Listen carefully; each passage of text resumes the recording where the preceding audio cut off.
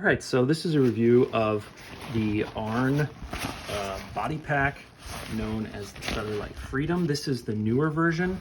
I saw a version of this like 7 or 8 years ago on YouTube by a guy named Craig Rowland, who disbanded his channel and deleted all of his content. But if by some miracle you're watching this, Craig, thanks for introducing me to this company.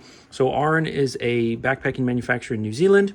In fact, they don't call themselves backpacking, they call themselves a Bodypack company because they manufacture what looks like a standard backpacking backpack, but there are 2 smaller bags that go on the front of you and clip into the hip belt so that you can get a 50-50 distribution of light, fluffy things like sleeping bags and tarps and hammocks in the back, and very dense things like water and food and stoves and binoculars and cell phones in the front. And so you get 50-50 front and back.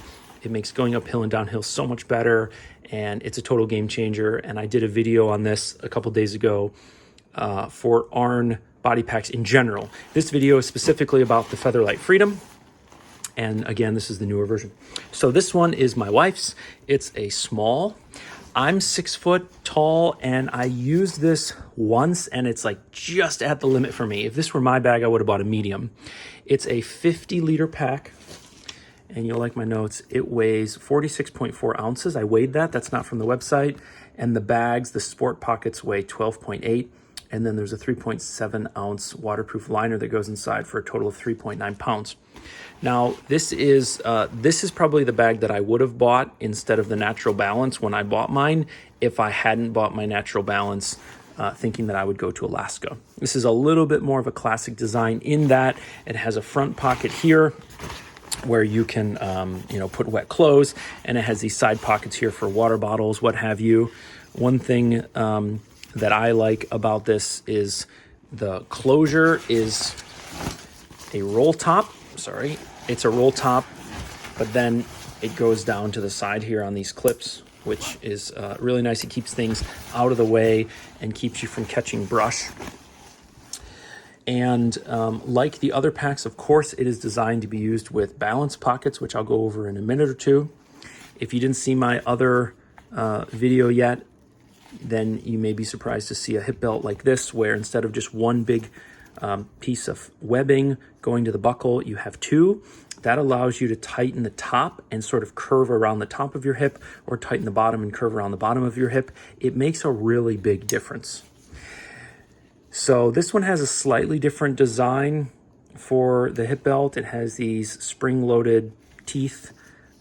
It's not my preference. I actually like the old school normal buckles that you've seen a million times, where it just kind of the webbing just loops over itself. But this is a new style. It's high quality. All of the hardware and the sewing and the stitching and the workmanship on here is really high quality. Can't complain about that. It's just a personal preference. I don't prefer it. The buckle is also interesting. Instead of a snap, a male and a female buckle that can break on you, it just has this sort of latching mechanism that just kind of sits there. And obviously you keep these belts tight, so it's not going to wiggle off on you. But what's nice is when your hands are cold and frigid trying to pinch that buckle, this thing kind of just falls out of place once you relieve the tension. So I like that. You have lots of loops and places to clip things. He has these kind of funny looking things on the front, but these are all for different accessories that he offers on how to carry trekking poles and ice axes. And you'll notice like the brown matches up with the brown. And basically when you buy accessories from him, they're essentially color coded so that you know where they go and how they hook up. Okay, the main bag, of course, it's a framed pack, and you can adjust the back length. You can completely remove the hip belt, and you can change its position in a variety of ways. You can buy different size hip belts, and unlike most bags that I'm familiar with, the hip belt can be, un momento, the hip belt can be removed left and right and disconnect. And this pad is so oversized that you can make it larger or smaller. And so you have more options than just small, medium, large. You have small, and then this thing can shift. You have medium, this thing can shift. So it's a really versatile design. And I really like that because I've loaned this to friends, and my wife has used it and I've used it, and so you get a lot of versatility out of the bag. The other thing is he has a lot of videos on how to adjust these bags, and I'm not going to try and recreate all of that information here, but the way that you adjust the bag to the strapping system and the hip belt and everything, it really is quite a bit more versatile than anything I've seen on other bags. The other thing is he has this hip belt on these ropes that connect from one side to the other. So as you pivot, the bag moves with your hips in a way that I've not seen or experienced on other bags. Again, I'm not going to try and recreate all that because I don't understand the physics and the biomechanics of it, but he explains it in his videos. So you just go on YouTube and search for Aarn body packs, and you'll find his original ones where the guy who invented this is explaining it. Okay, the other thing that you have is this waterproof liner, which is removable. And if you're not real familiar with the backpacking scene, most backpacks are not waterproof. Most of them don't come with a liner. Instead, the manufacturer tries to sell you a cover. I'm not a big fan of those covers. They, first of all, it's an add-on you got to buy. Second of all, you have to find a way to sort of keep it on the bag. And if you're going under trees and brush, they tend to get peeled off and ripped off. It's happened to me several times. Obviously, if you're hiking above the tree line, that's no problem. But if you're hiking in Appalachia like I do, then you're going under trees a lot and it's getting tore off. The other thing is when the cover's on, you basically just always have to take the cover off to get into anything. Whereas this, you can much more easily sneak into the bag, get something, and get back out, because when the liner's in, it acts and feels just like a normal bag. The other thing is it just Velcros in and out. So if you don't want it, if you know there's no chance of rain, you can save the weight. It Velcros in, and you can see this Velcro is very narrow. This is a little thicker. And so you have the choice. If you do it like I have here, then the opposing Velcro will cinch it up, right? So basically it kind of cinches on its own. Or if you don't like that, and my wife must have used this bag last because I don't like that, then you can actually just move this all the way up and completely hide the Velcro. And that way, when these come together, they don't stick. So the bag doesn't kind of automatically close on you. Other than that, inside is just a big bag. There's really nothing to say there. It's only top entry. You can't get into anything from the side. And that is for a waterproofness perspective and a weight savings perspective. Okay, just like all Aarn bags, they have the same style of toggle. So you have a toggle on the balance bags that goes up and around. This new style is a little bit easier to fasten than the older style, which I have on my bag, like this one. This one's a little bit easier to get on and off. And then there's an aluminum, I don't know what material it is, I'm not gonna guess. There's a metal stay that comes down and transfers the weight from this bag into the hip belt, and that goes in through this little stay, and this stay goes into this pocket. And if you want for extra measure, you can snap this in place. I pretty much never do that because gravity keeps them in place. And normally when I get to camp, I undo the toggle and I remove this, and I will hang these bags from a clothesline so that I can get easy access to everything. And there's a bunch of different ways to do that. He makes it really easy. One thing you'll probably never find on this bag is a deficit of clips and anchor points and drawstrings.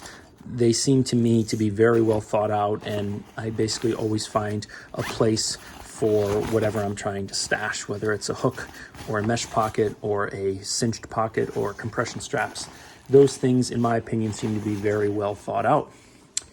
Okay, so the Featherlite Freedom normally comes with these sport pockets that you see here. Normally he's got a couple different sizes, R for regular, S for small. And although the sport pockets are great, you may have a preference for something smaller, like these compact pockets. I'm gonna let you just look on the website when you do your shopping for the exact volume sizes. I don't remember offhand, and these are a few years old, and he does come out with new models, and so I don't wanna start giving numbers that may be wrong. I also have from my own bag the Expedition pockets, which are the largest of all the pockets. And then here is a set of small sport pockets because from my wife's torso length, these regular sport pockets were a little bit up in her face. I think the last thing I want to say, which you have heard in my other video if you watched it, is this is a New Zealand company. There is a US distributor. His name is Rich Murphy and his wife Jean, and they are great folks. They don't know I'm making this video. They don't really even know I exist, except for in the customer records I bought a couple bags from them. But when we bought the bag from my wife, these pockets were a little bit kind of up in her face. They were a little bit like in her chin. And I reached out to Rich. We exchanged some emails and videos. He took us through some adjustments.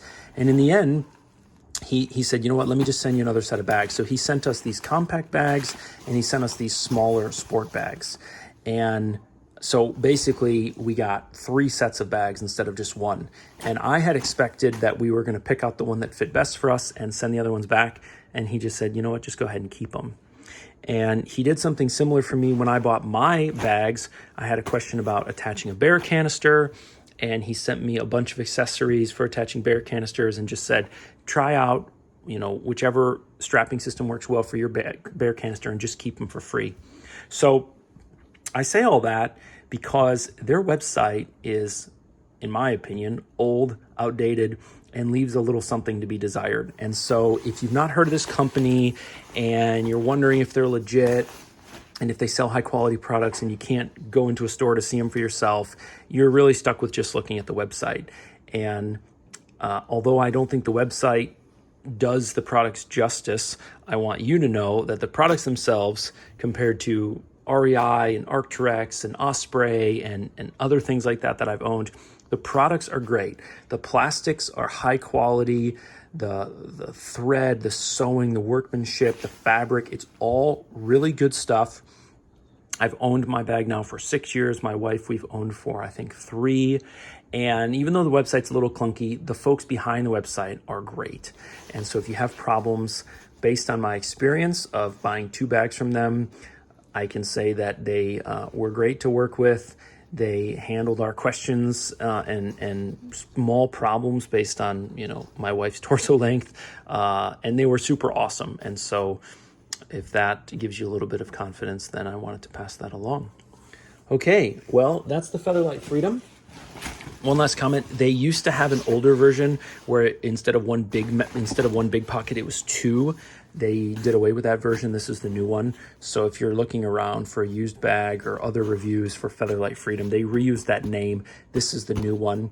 And this video is not meant to give you every single detail about how to adjust it and all of that. I'm not going to try and recreate that, but check out the New Zealand and the US website for Aarn body packs. Check out their YouTube videos, which you can find by searching. And I hope that this helps somebody. If not, let me know by giving me a thumbs down and go check out their videos and maybe think about buying a bag. All right, folks, take care.